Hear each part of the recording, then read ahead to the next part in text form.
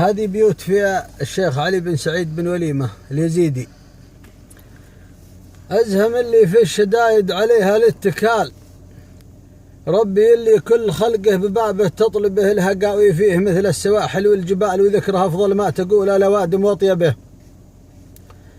إن أمره نفذ ولا فيها احتمال، وانت يا العبد اصبر الحكم ربك وارضى به. يا جماهير اسمحوا لي وهاتوا لي مجال، والرجل شرهت كلامه بدقنه واشنبه، والرجل من حقه اللي يهرج قدم الرجال يتخير في كلامه زبيبه وعنبه، والكلام الزين كالهيل من صفر الدلال عند راعي كيف ما هو بضامي يشربه.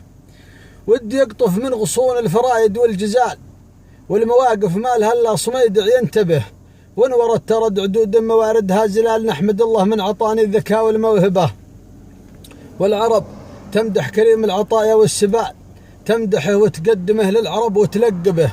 والرديل كان مثل الوليد بن طلال، ما يحصل ناظم الشعر شيء يكتبه. والكفوف الشرق ولا اليمن ولا الشمال، ينذكر في الكون من مشرقه لمغربه.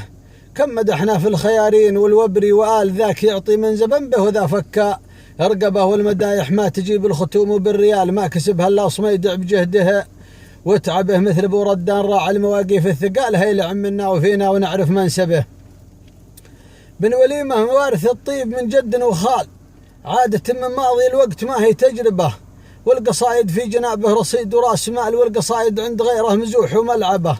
صار جمهوره يعادل جماهير الهلال، واستحل المنصب اللي كبير منصبه. المواقف تظهر الرجل ما فيها جدال، والرجل يثبت وجوده وفعله مكسبه. والحمول الكايدة ما لها غير الجمال، والجمل حمل الحمل قام وراح به.